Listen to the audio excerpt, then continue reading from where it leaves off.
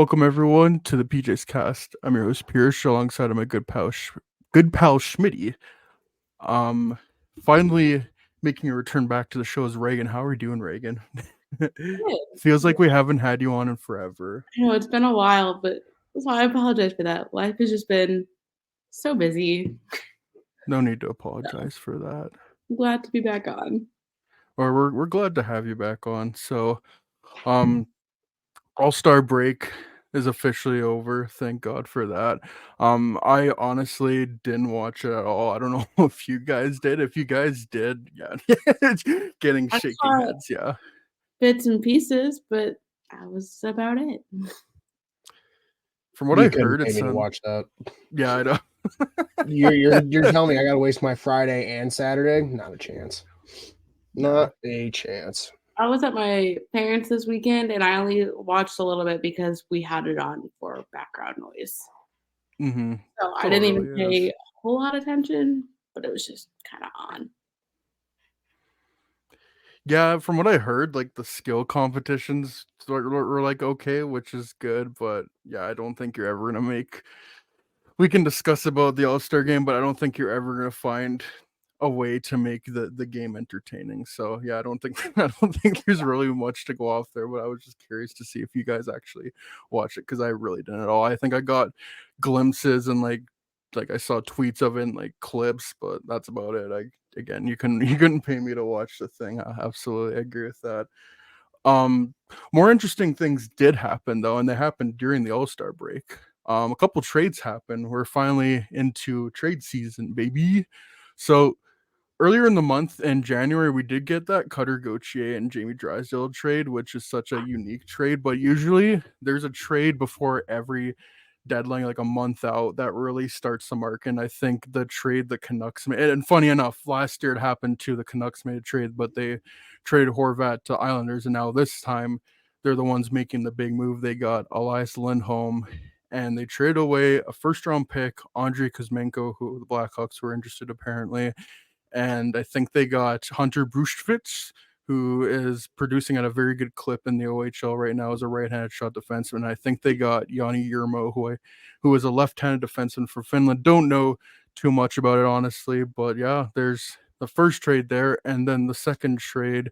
The Winnipeg Jets saw the Canucks get a center and said, "Oh, we got to get another good center too." But they got Sean Monahan, power play merchant, from the Habs. I think they just straight up traded a first round pick from this year, and then I think it was like a conditional pick in 2027, which isn't a real year by the way. So yeah, there's two significant trades there, especially the Lindholm one, because I mean the one with Monahan is just straight for a pick, but the Canucks and Flames one, like that's a Lindholm going to the Canucks, and then you got a few players going back to the Flames, and then a first round pick. So I don't know if you guys have any thoughts on the trade, or if anyone wants to step or talk about it here. Uh, for starters, I want to give Vancouver credit for selling high on a prospect because most people Mm-hmm. don't do that. I don't know. We've seen how many sub 6 foot offensive defensemen have succeeded in this league, and like, yeah, he could be a Quinn Hughes, but like, I don't know. I'd rather sell high and give my team something to play for and reward them for how well they've played. And 4 guys are having career years, and they get a guy who can play throughout their top 9. Like, obviously, it's a rental deal, but what do we always say? No one cares if you give them 1 if you win the cup. So Yeah. there's that. Calgary finally rips the band-aid off of their first trade, Good. or I guess their first like legit trade. Some people could say they fleeced them. Some people can say they got underpaid. We're not going to know for a couple of years. That's usually how it works with the selling side. But for strictly what it looks like, which is a rental deal, it doesn't look like there's going to be an extension on the other end. They did pretty good. They got a pretty good prospect, got a first round pick, and that's more. And they got Kuzmenko, who it sounds like if he gets hot, they might flip him in a month. So puts Calgary in a really good spot, I think. Yeah, I don't think there's a clear winner. I think it's just both teams kind of got what they needed. Lindholm isn't, at his level that he was in 2021, 2022 when he was a 40 goal scorer and I think was nominated for Selke. had 64 points last year, and this year 32 points in 49 games, which is not bad. Like it's not what he put up a couple years ago, but it's still a guy who can play on your second line center, maybe even third line. I don't know how they're gonna do their lines, but he's certainly going to be behind someone like Elias Pettersson. So, yeah, and then from the Calgary end of things, yeah, it's good for them to start ripping the Band-Aid off because they do need to rebuild. I just don't know a scenario like because they were talking about we might keep Hanifin, we might keep Tanev, and like no, you're in such a hard division with the Pacific Division. Like there's no way you're gonna make it, and even if you do, like you're gonna get crushed in the first round. Just do the rebuild, man. Like you got a decent trade for Elias Lindholm. Yeah, it sucks, but there's more pieces they're gonna trade. Like Noah Hanifin, I think would probably go, especially Chris Tanev. Like that's a guy who could potentially get a first round pick if teams are desperate enough. I mean, right-handed shot better in defenseman who's played in playoff games before. I don't know what they're gonna do with Jacob Markstrom. That might seem more like an off-season move because I think he has a no movement clause or some kind of clause. But yeah, they got to start rebuilding. I mean, the pipeline is kind of barren there. I think this is a good way to start things off. So, Reagan, do you have any thoughts on the trade? Not really. Honestly, I've been so busy, I kind of missed the trade until you sent the notes. I was like, oh. You just found out now. Yeah. Pretty much. I was like, yeah, completely missed that. But one other note I want to add with like this trade is that I feel like they got ahead of the market in some cases, which is a good and a bad thing, but not just for Calgary, but for a lot of other selling and buying teams. It seems like the center market kind of just died in a matter of a week. Like the top two centers on the market were Lindholm and Monahan. They both went for ones, and I don't think there's another center of that quality out on the market that at least that we know of. So it's going to be interesting to see how some teams pivot. Like I know the Rangers were looking for a 3C. So Henrique, maybe. Yeah. Like someone's overpaying for Henrique. If Tyler Johnson can string together like 10 games, I know his name's getting interest. Like I think I saw the Kings. They're shopping someone like Arthur Kaliev, and it's like, yeah, they would trade him if they could get like a gritty, depth piece back. So Colin Blackwell, you are a LA King. I think they traded for a goalie in a heartbeat, honestly. Like, oh man, they're you got to be in a bad spot when they're bringing in DJ Smith as like an assistant. Like they're like from what Tanner told me, they're like getting Babs' old crew together in LA now, which is rough. That's a whole other thing. But I like the Calgary trade. We'll get into that later. Yeah, the Calgary trade's it's a wait and see, I guess. But I don't think either side like clearly lost, which is usually a good sign. Obviously, if Vancouver gets bounced in round one, like we're gonna look back on this differently. But yeah, maybe they shouldn't have done that. That's why it's a wait and see thing, Mm-hmm. Yeah, usually there's rental trades where it's like, oh, this team clearly got what they needed, they're better, and this rebuilding team got like, yeah, as with this trade, yeah, Vancouver's trying to get better, trying to gear up for a deep playoff run where the Flames, I think, are trying to rebuild. They should be trying to rebuild, but you don't really know what the value, because Lindholm is kind of underperforming. Like there's still another level to his game he could find. Same with Kuzmenko in Calgary, kind of like you mentioned. Kuzmenko has like a hot month there. They could just end up flipping him as well. And those prospects they got, like it's magic beans. Maybe Hunter Brustrovitz does become something special, but I mean, I think he's in his +1 draft year, or even I think it's +1 or +2 draft year. Either way, +1. Yeah, +1, and he's putting up very good numbers. You just don't really know what you're gonna get out of that in the first round pick. That's the magic bean of magic beans. Like you don't really know. But the reason I said like I sell high from Vancouver's perspective because like when are you gonna have a third round pick that puts up that many points? And yeah, if you don't see a spot for him in the future, which maybe they did, but like I don't know. I think it was a good move from Vancouver's perspective, even if they don't go far in the playoffs, because you got to reward your group somehow. You know what I mean? Absolutely. I agree with that. I don't think it's bad from Calgary either. Yeah, I think we might have to wait like a month to see where it's at, like before right at the deadline. Funny enough. Yeah, looking at their forward core right now. So this is Daily Faceoff. They have Pius Suter, Blackhawks legend, on the first line with JT Miller and Brock Besser. Then second line they have Mikheyev, Pedersen, and Lindholm, that's interesting. And then third line Dakota Joshua, Teddy Blueger, and Connor Garland. That's been like their Best third shutdown line in line. hockey. Yeah. And then on the third or fourth line, you have Nils Hoglander, Nils Amon, and Sam Lafferty, baby. Let's go. And then their defense is Quinn Hughes, Phil Peronik, Ian Cole, Tyler Myers, and then Nikita Zadorov and Noah Juleson. I wonder if they do go back to Calgary and look at Chris Tanev, because Chris Tanev played there for so long, and I'm pretty sure I saw it when that trade was unfolding. I saw Cam Robinson say, "Oh, don't be surprised if maybe Vancouver looks for Tanev," and there's a couple other Vancouver guys saying, "Yeah, that might happen." And I wonder if they maybe go back to Calgary and get Tanev in a later trade. But yeah, I think if Vancouver can add one more defenseman, I mean, you can never add enough defensemen. If they could add another defenseman caliber of Tanev, like, yeah, this team, they're set up for a pretty long playoff run. So yeah. Onto the Sean Monahan trade. Montreal basically got 2 first-round picks for him, and to loop it back to Calgary, Calgary had to dump a first-round pick to get rid of Sean Monahan. They got a first-round pick back from Vancouver, and now Montreal's got 2 first-round picks for Sean Monahan. Yeah, Elias Lindholm was clearly the best center of like the rental market, and Sean Monahan, I think, is a tier below. He's having a very good year. He's been very productive in Montreal, but I mean, injuries have plagued him. He's pretty much a power play merchant, but that works out for the Jets, because from what I've seen, even though they're having a great year, their power play isn't so great. And you kind of brought that up earlier. Why couldn't maybe these teams could have waited, like Calgary could have waited till the deadline, maybe got a bigger haul back. I think, especially in the case of the Habs with Monahan's injury history, I think it's good that they just got rid of him right now. They saw, first round pick. Okay, let's not fuck with this. Let's get the first round pick and we're good. But just yeah, this is obvious. I don't think it's gonna be extend, but Monahan is a rental in Winnipeg, and I think he's making less than $2 million. Like, I think they're gonna make other moves there, but I don't love it. I mean, it's all right, but yeah, Montreal getting 2 first round picks for Sean Monahan. Basically, that's team tidy business, really, right there.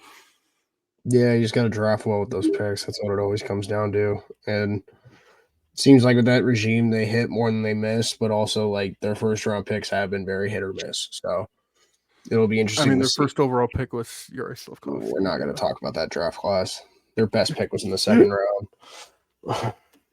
Yeah, but like, tidy business, getting 2 firsts for a cap dump, like that's great business. Doesn't matter what happens. Like you said, Monahan's had a streak of health.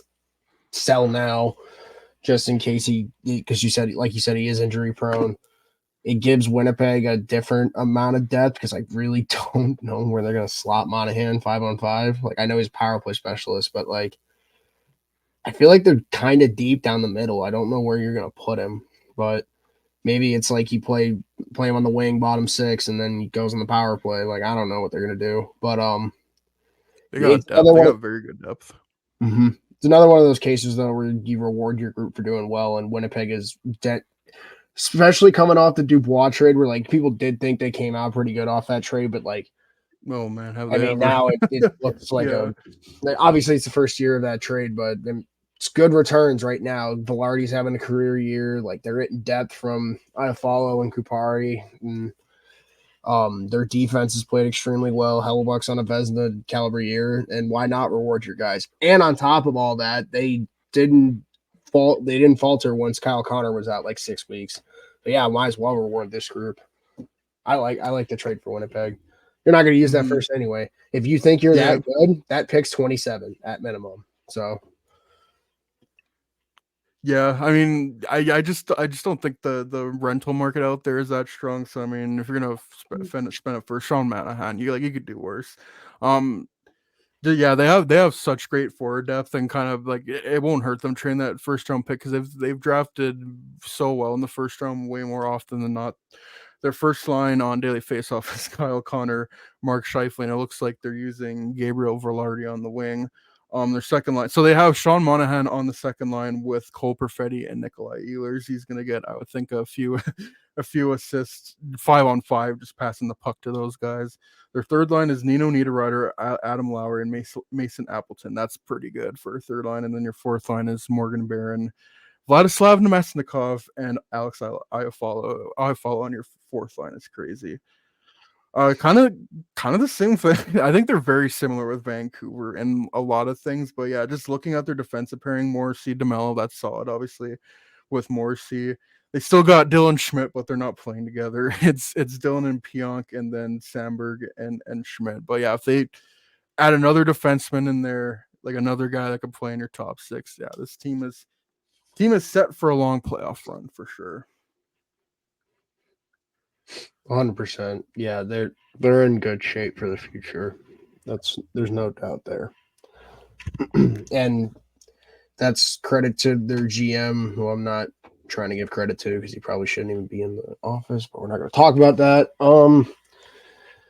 Yeah, it's good for Jets fans because this was a rough year. I know they were talking about like low season ticket sales this offseason, and they were trying to like rebrand the team a little bit and a little touch and go there in the offseason, but like it seems like the team has really rallied. I think also like just locking down Hellebuck and Scheifele before the season starts, I feel like that gives your team a sense of security because before that I kind of felt like everyone was on the block. So I feel like there was so much turnover in the last few years with the Jets. So yeah, it's nice to have some stability, security, especially guys that have been there for a while and have had very good seasons, like especially with Hellebuck, a guy who's one of Vezina, and Mark Scheifele as well, who I'm pretty sure was their first ever draft pick as Jets. So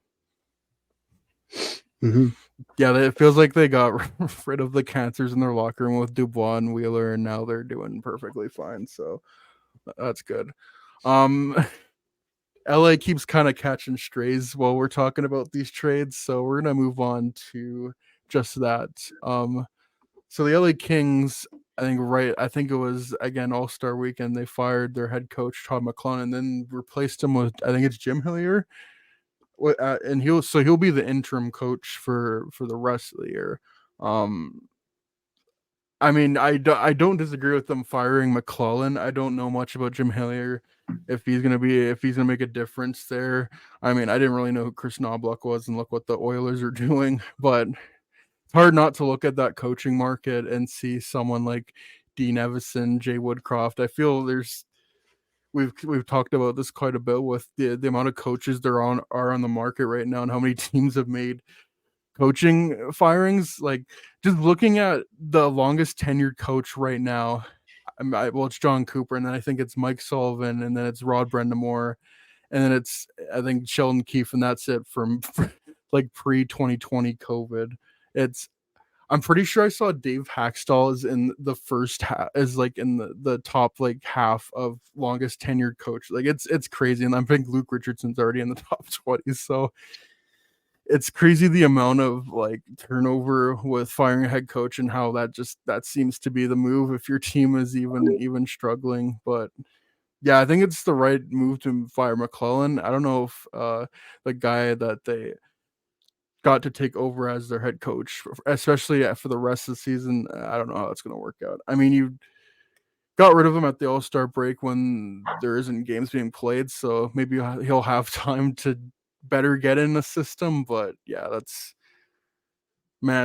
so tough for LA, because we were talking about them as being a cup guy. I mean, at the beginning, like when we did our end of the year predictions for 2024, I was like, oh, LA could make the Stanley Cup final and face the Rangers, and they've gone free falling since then, and this is where they're at right now. I don't know. What do you guys think about this?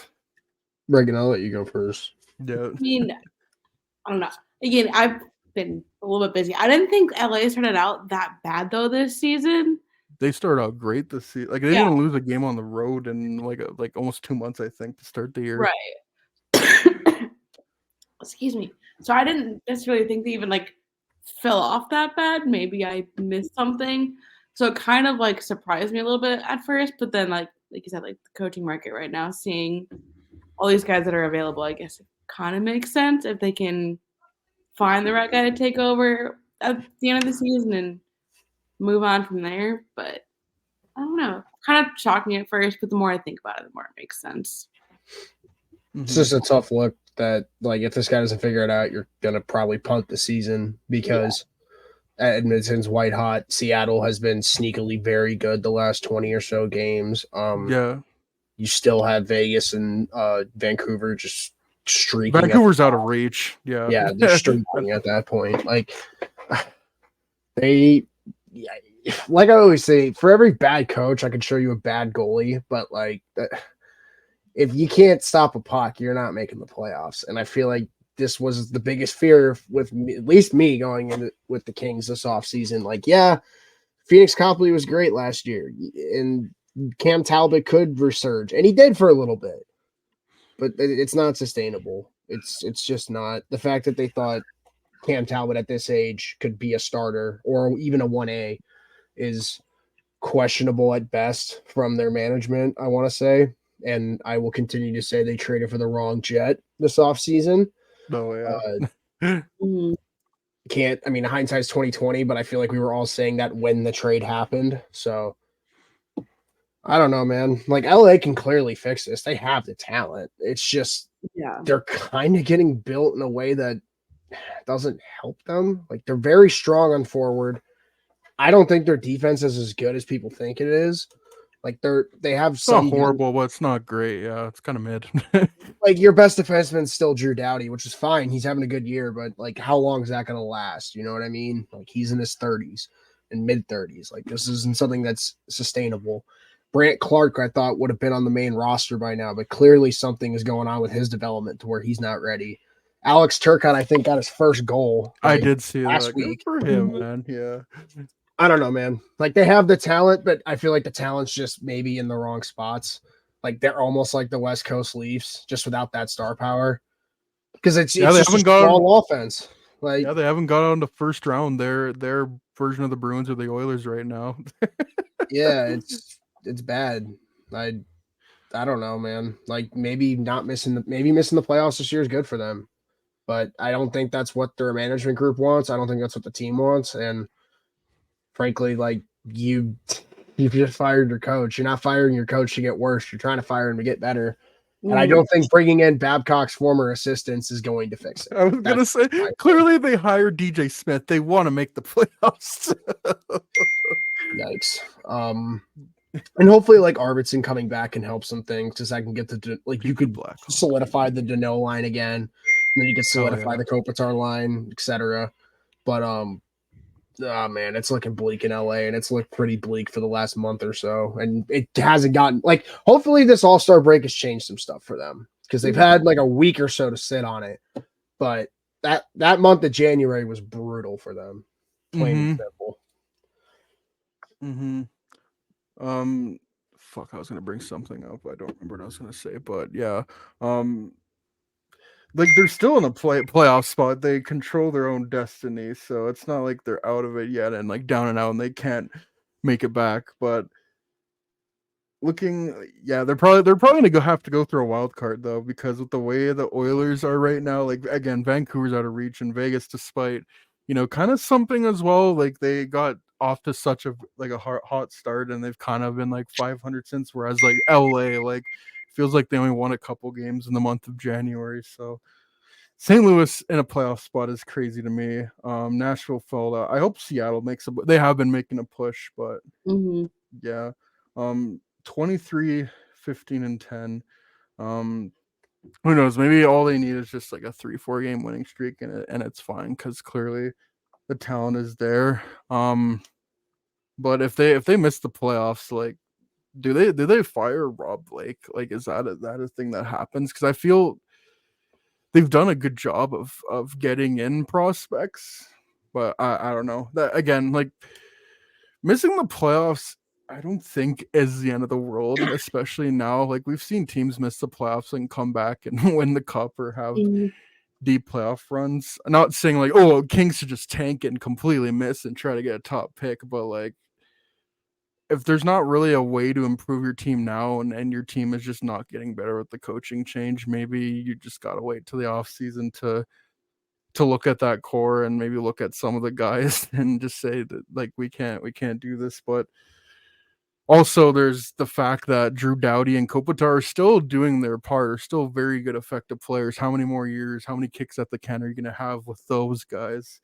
So, yeah, it's not. I don't think it's not an easy time in LA right now. But again, who knows? Maybe they get the new head coach bump, win 3-4 games, and they're back in it. But I'm talking like they're like falling out. Like they're still in a playoff spot, so they control their own destiny. So yeah. I don't know if you guys have anything else to to talk about the Kings, or we can move on to our next topic here. No, we can move on. Mhm. All right. So another thing that was announced at the All-Star break, I'm pretty sure Gary Bettman did do a press conference, is that Olympic hockey is coming back for 2026 and 2030, which I see that, and obviously that's incredibly exciting. But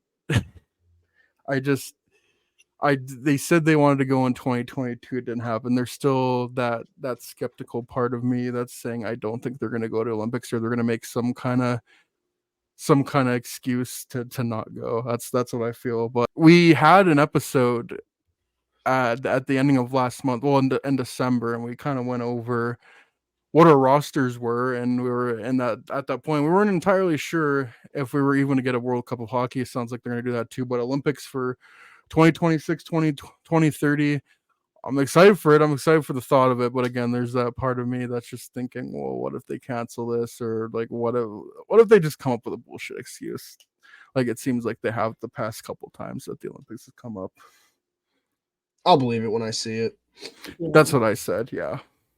I think it's sorry. exciting. I just don't necessarily believe it's going to happen, even if they said it was. Yeah. Like, oh man, they're gonna cancel the All-Star game next year so they can do the 4-man international play. Whatever. Like, send them in 2026 and I'll start believing. Mhm. That's all I'm gonna say about that, honestly, because there's a lot of he said, she said, oh, we're gonna do this, we're gonna do that, and then they get cold feet always. So, like you said, My thing, especially with like the international tournament, is like I feel like the first year they did like the World Cup of Hockey, everybody loved it. Everybody was so excited about it. And then they're like, yeah, we're gonna do it again. And then they didn't, and then like, oh, we're gonna do it again, but it's only gonna be 4 teams. And I'm like, well, then what's the point? exactly. I don't know. I think they And should even in, sorry, you go. I think they should bring it back the way they had it the first time, with like especially with like team like North America and all that. But I guess that's not gonna happen. Well, I remember when we did that podcast where we predicted all our teams. I remember I was talking with Dylan, and like, yeah, there's like the main country like Canada, U.S., Finland, Sweden. I mean, I think it's still bullshit that Russia is included. I hope they are included by the next time, but it's probably not going to happen because Yeah. politics, blah blah blah. But even smaller countries like the Czech Republic, Slovakia can make very good Germany. teams. Like even Switzerland too. I feel like I'm missing a Right. couple other Germany. countries. Like Germany, yeah, Germany. That's the one. Really good team. Like Yeah, you can you make said an Swiss. 8-team tournament with 8 teams that could, especially if it's one and done, like knockout stage. Like any Mhm. one of those teams, if one of their goalies gets hotter, they just have a play. Like especially like Germany, like if Leon Draisaitl just goes 2023 Leon Draisaitl mode, like he could single handedly carry the Germans to victory. And so, I mean, it's nice for seeing international hockey, but it's 4 teams. I don't know. Just kind of This feels feels like, point. yeah, it's supposed to be like international hockey. You just have four countries. That's you can do it. Yeah. You can do a better job. Like even when they do the right thing, even when we won a World Cup of Hockey, that will help. They still half-ass that. So Yeah, like I said, I think the only positive I'm going to take out of like the 2025 stuff is I feel like that'll be the year we'll see like Crosby and McDavid finally, and we'll maybe see like if he's healthy, Kane and Matthews finally, which would be nice, even if he's just an extra. Like the idea of like having these generational like talents for each country, like Carlson and Dahlin, like Hedman and them have never competed, or like they've only competed once together. Like there's gonna be stuff like that. It's gonna be really exciting, but also I feel like 2026 should be they're like all the players should look at 2026 right now and be like, we need to have the best tournament possible because you need to show all these sponsors, you need to show the owners that not only is this good for like morale and it's good for the players to not just piss them off the whole time because they haven't gone in almost 12 years now or will be 12 years by then, but it can lead to growth. It can lead to more eyes on the product. It can lead to more people watching. Like I cannot tell you how much the international audience needs to see some of these NHL players. And some of them don't see them at all, but the Olympics would show them. That's just how it is. For God's sakes, that's how we all found out Kirill Kaprizov was a freaking stud, was because he was at the Olympics. Like, and Shesterkin, I'm pretty sure, was at the Olympics, or Sorokin, one of the two. But Dominic Cahoon, baby, on Team Germany.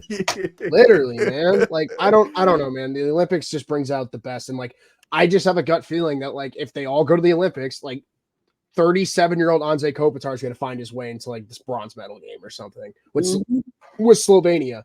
Just because if you give them a shot, anything can happen. It's freaking hockey. Like, you know, all you gotta do Latvia almost beat Canada in the 2014 Olympics, dude. Dude, all you need is a hot goalie and some lucky point shots. That's all you need, and you can win a hockey game. If you play structure. Hasha get it with Czech Republic in 98. Like it can happen. Guyon's gonna do it with Slovakia. But, you know, it's great. But yeah, like it's all exciting, like when we talk about it, but like I need to see it. Like they said they were going in 2020 or 2022. 2020, yeah.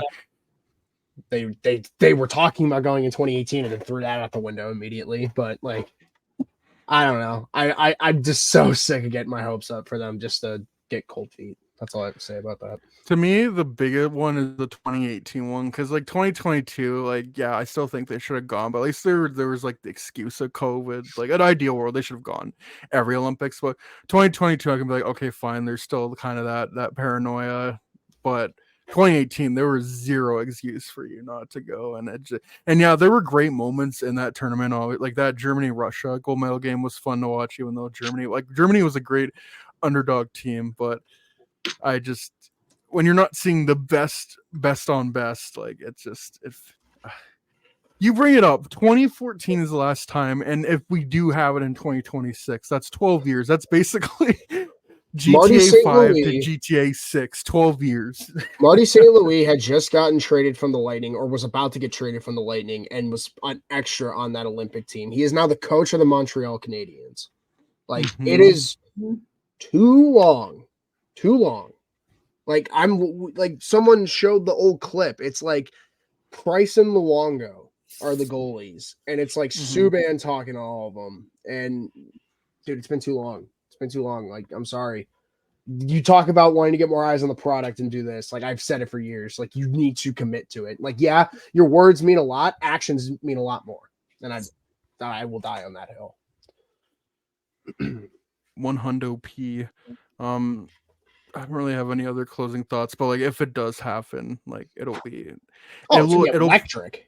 it'll be the peak of peak. Like there's never been so much like what's the word I'm looking for? What is the word they always say with the NHL? Like pandemonium. Like no, not that. Like what they like with the parody? NHL? It's always like parody. Yes, like the teams will like there's. Like it's not just Canada and the rest now. Like to me, the U.S. has the best team, but like that means nothing. Like there's other teams in there that have just as good a chance. It's the best shot Czechia has had since like what, 98. 20. Yeah, literally. And I think this is the best chance Slovakia's had in a hot minute, like a long time. Best chance Germany's had ever, arguably. Switz looking pretty good. Yeah, like you said, man, it's parody. Like you can make a case for any team to win. And there's like, no juggernaut. Yeah, you know what I mean? No, like Canada's great, obviously, but like it's not the same. Marc-Edouard Vlasic's not on that back end, and Carey Price is not in that net. This is a completely different, and they don't have Taves and Bergeron playing defense down the middle. Like this is, it's a completely different Canada team. They're still outscore you, that's for sure. Oh, they have the best. They still have the best high-end talent. Are you kidding me, Crosby? Yeah. Like, you could put a generational talent line together. I think that's a good start. But I feel like that's what makes it so interesting because like Canada's not just like 3 steps ahead of everyone anymore. Dude, the underdog now. Like it wasn't that for a little bit, but then it was for like 15 years, I want to say. Like Canada just kind of they had the elite talent, and they still do for some positions. It's just interesting to see how that stacks up against the other elite talent now. Because like you could argue US has 2 elite goalies, Russia's got 3. Dude, the US has Finland's 5 got goalies. Saros. The US has 5 goalies that would be the best starting goalie on Canada, and same with probably Russia. Yeah, I didn't want to say it, but also Peter Mrazek starting for Czechia. I don't care. Hell yeah, he's gonna pull a hat trick. Him or Guyan, one of those two. No, this is going to happen. Gold medal game: Slovakia versus Czechia. Mrazek versus Guyan. Let's I go. think this is epic. Okay. And then we can NHL or Olympic script writers, write that down. Write that down. take a picture of all the Hawks going to the Olympics, and it's Peter Mrazek and Guyan like sitting like this. Oh my god! But yeah, like you said, like it's super exciting to talk about the Olympics. I'd rather talk about it. We when need to it's see here. it happen. Yeah, Yeah. exactly. Like I need to see them actually playing hockey for me to be like, oh yeah, this is true. This is happening. Because like it could be a day before it starts, and they would be like, we just can't do the tournament. The ice isn't right. I think we're just gonna have to go back home. They're the worst. They're the worst. And Oh. like we're not, like this is not unreasonable skepticism here. Like the NHL would do some shit like that. They've done nothing to give themselves the benefit of the doubt. Like, Exactly. sorry, guys. Oh man. So yeah, that's about it. There's not really much more topics to talk about. Like touched on both the trades, touched on McClellan getting fired, touched on the Olympics. Well, hopefully coming back, and then the All-Star game. What do you guys? Well, Smitty, you went to Raw on last Monday, right? Because we recorded before then, right? How was that? That was a lot of fun. So so we get to our seats, and like I bought like second row 300s. I don't like people in front of me. Like I'll sit like first, second row 300s. Like that's my preferred spot. So we get to our seats, and there's just like barricades blocked off, and I'm just like, all right, this is weird. Is that We the got Trop talked- again, right? No, this one was at Amalie, so it's where the Oh, here's where the okay. Lightning play. But The good team. it was right next Oh, to the we both Hobby suck. Bullen poster, but which they actually have right next to it. I'm not kidding.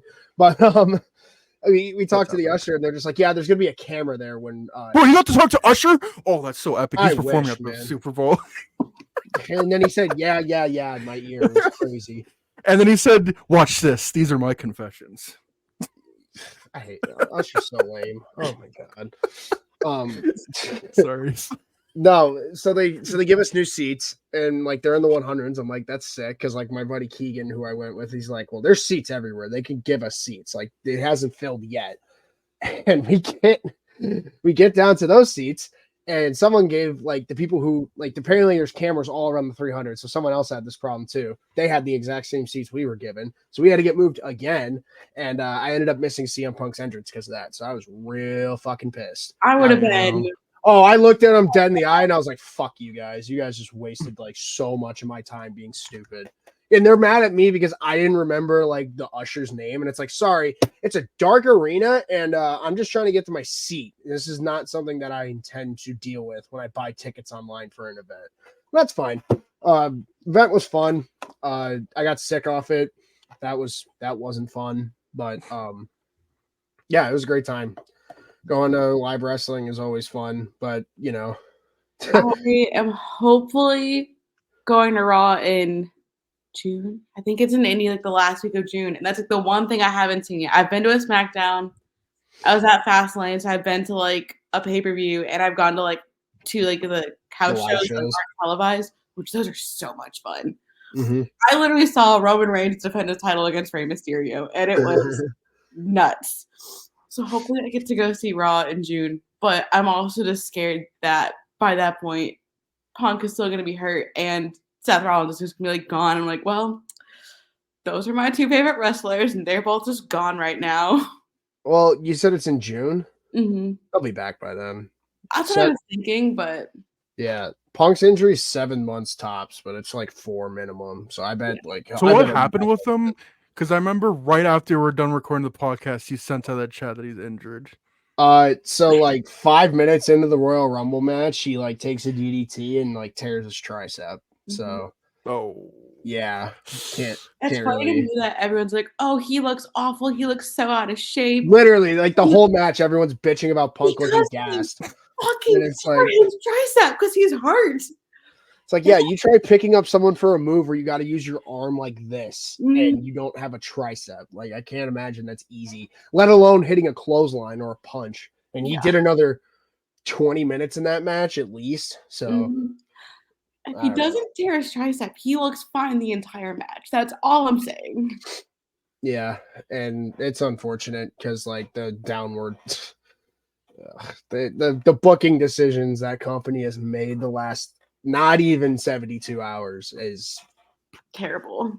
can't. Yeah, terrible would be a word. I'm trying to find the word that I'm looking for. Unforgivable is maybe one. Yeah. Uh, can't turn. It's something that they can't really like. You could obviously 180 because if you want to with the backlash, but they're not.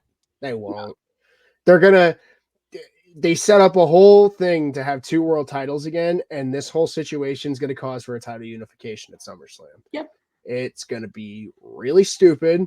Like, yeah, Cody's going to win both titles. Cool. Probably. That'll be awesome. But also, like, this shouldn't have fucking happened.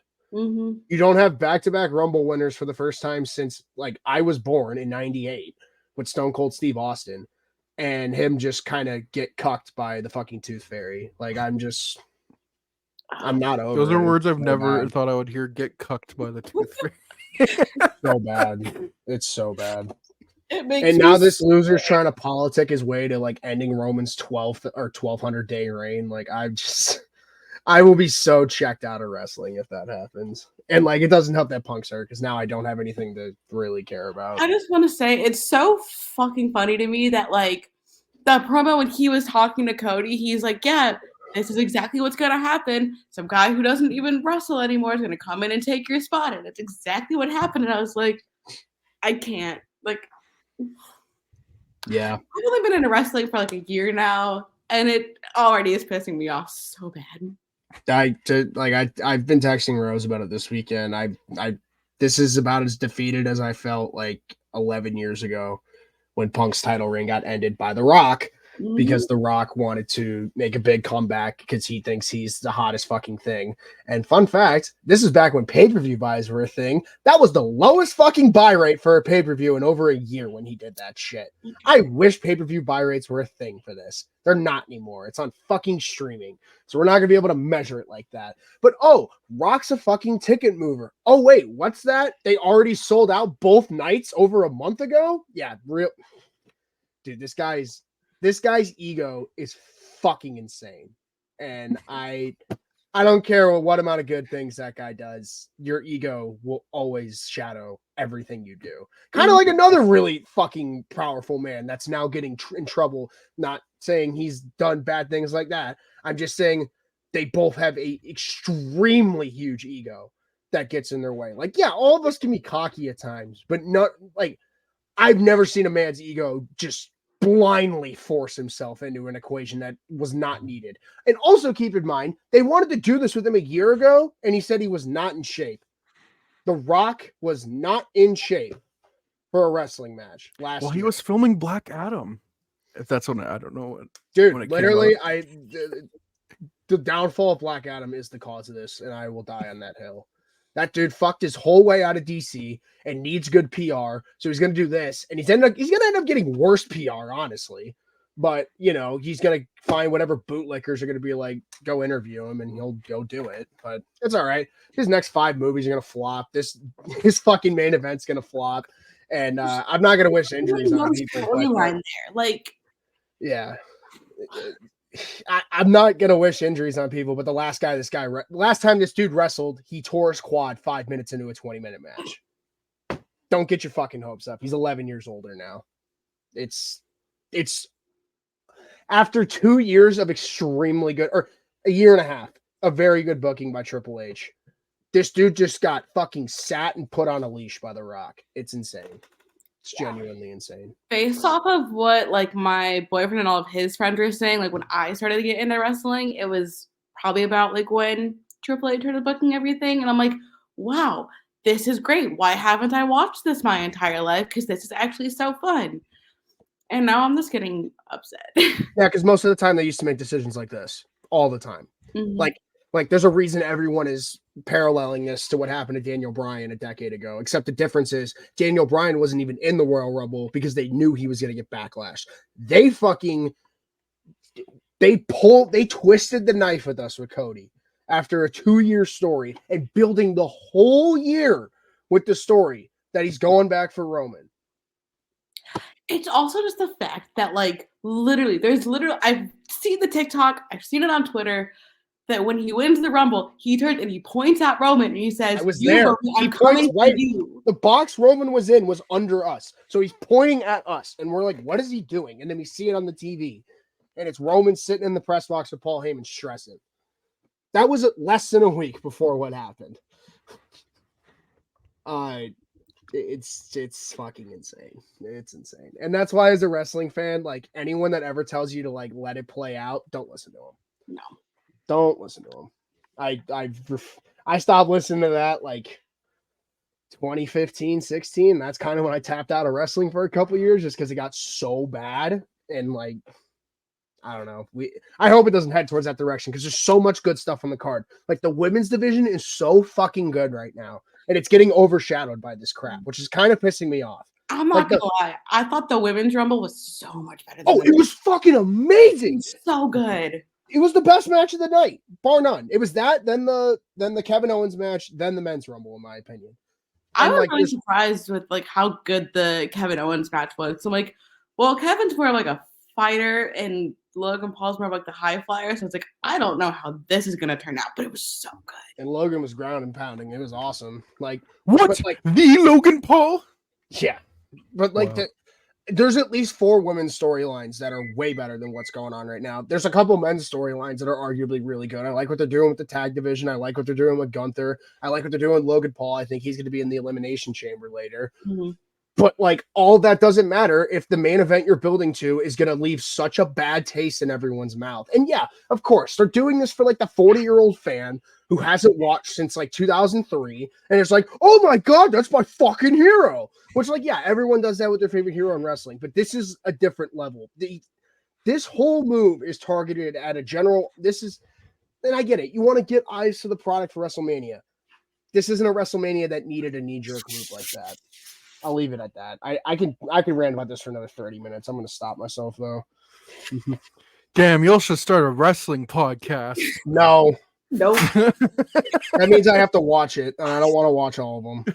I watch what I want. So give me a reason why I should be a wrestling fan. Well, I was going Or to tell you to reason. watch this year's WrestleMania, but this year's WrestleMania is getting fucked by injuries and bad booking. So I'll just like next time we hang out, I'll show you some really good matches, and Hell you can yeah. be the judge. Both mean, men's and women's. I've only been into it for like a year-ish now, Pierce. So there's still a lot that I don't know. And my boyfriend likes to show me a lot of like old matches, which are really fun. But I don't know.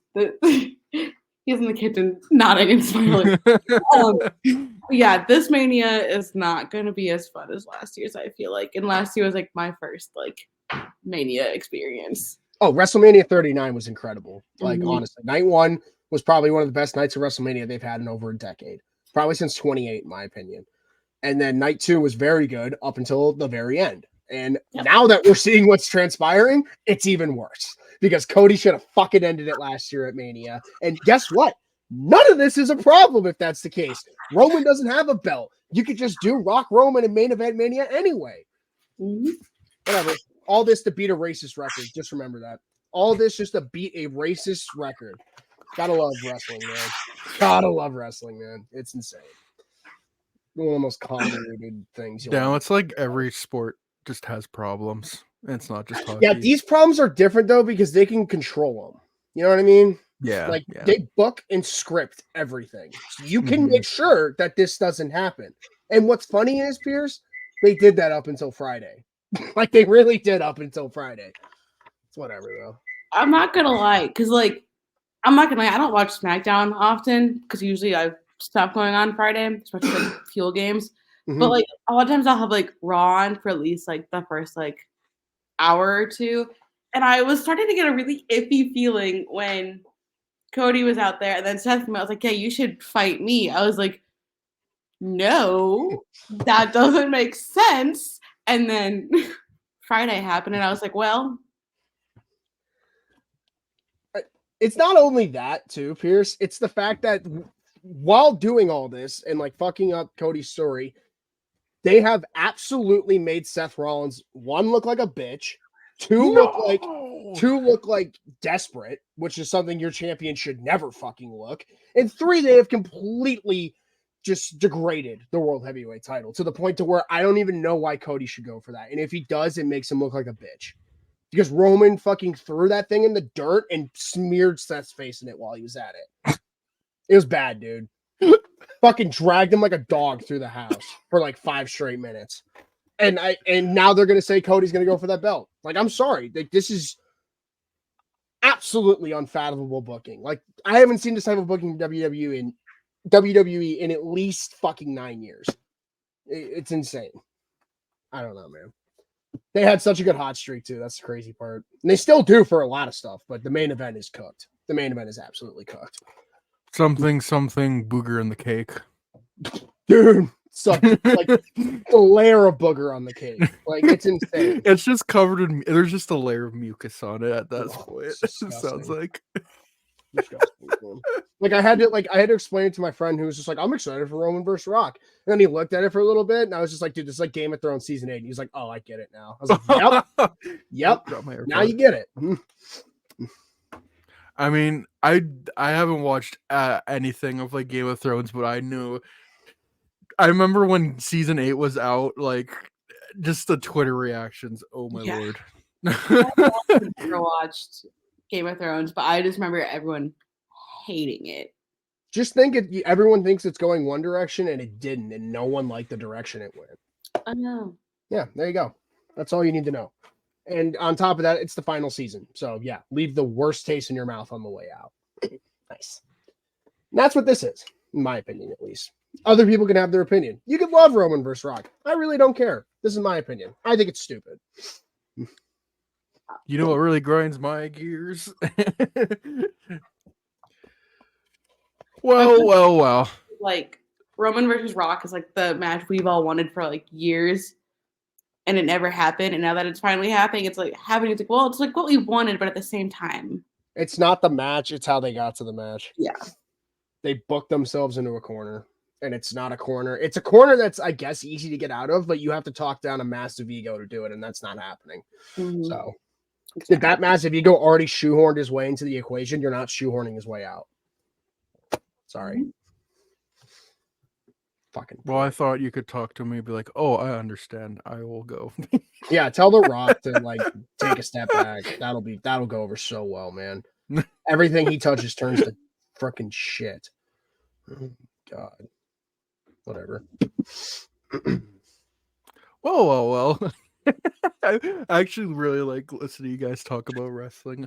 I like listening to you guys have conversation I just don't really know much about, but I'm like fascinated by like how much you guys know and like how much you guys are passionate about. So I always enjoy that, to be honest. Like I'm sorry, Reagan. I think wrestling is that thing where it's like every time I watch, I'm like, this is so dumb. Like, why do I watch this shit? And then I'm like, okay, but it's fun. But then it pisses me off. I'm like, that's sports. Yeah. I mean, yeah. I'm sure like these are like sports are like predetermined, but at the same time, it makes me so angry sometimes. Yeah, wrestling is a fucking interesting animal. That's all I'll say about it at the end of the day. Yeah, I agree with that. Oh, I know the last note I was going to say, though. This should tell you how bad the booking is, where 2 of the biggest Seth Rollins fans are not happy that Seth Rollins is facing Cody Rhodes at WrestleMania. Any other world, that sounds fucking amazing. Yeah. Not this one. Now it sounds terrible. And that shouldn't be the case, but it is. Like, literally, before I got into wrestling, when I was like 13, when the Hawks were going through their 13 Cup run, that's when I found CM Punk on Twitter. I didn't even know he was a wrestler at the time. I was like, I don't know who this guy is. Oh, he's just a big Hawks fan. He's cool. And then I kind of he was a wrestler. I'm like, I don't watch wrestling, but I like him and he's my favorite. And then I actually got into it and I'm like, I love Seth Rollins and now I'm just upset. Should have had Seth versus Punk at Mania. Yep. We could have had it all. Oh well. I feel like that's the main event we all wanted. Yep. Plus, the only thing either of them have ever wanted to do is main event Mania, and we could have had it. When I say this whole card got effed in a week, Pierce, it got effed in a week. It's insane. This was going to be an all-time WrestleMania card, and I'd argue at least 3 matches have gotten scrapped. Probably 4 now that Brock's had his whole thing happen, because they were going to do Brock versus Gunther, and now that's not happening anymore. So, gotta love it. Gotta love it. All right. On that note, oh yeah, yeah, we're gonna have the podcast here. Unless you guys, have any ending notes or any more to talk about wrestling, we can stop it here.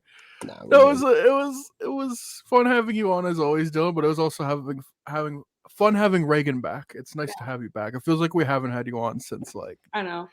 It's all at least a couple months. Because I feel like we record a lot on Fridays and put the weekend during the fuel play always, and I'm like, yeah, hockey. Yeah, I'm trying to be better at the schedule. Like we'll try to record Thursday night and then get out Friday morning. Like I'm trying to do Monday, Friday one week, and then Wednesday the next. But so this kind of weird, and the fuel play Thursday, Friday, Saturday. Which now that I think about it, makes sense because the Super Bowl is on Sunday, so they probably can't have Sunday. Yeah. So this weekend I might not be able to, but hopefully next week I can be back. I'm hoping we can at least get you on once a week. Yeah. I think that's a good goal.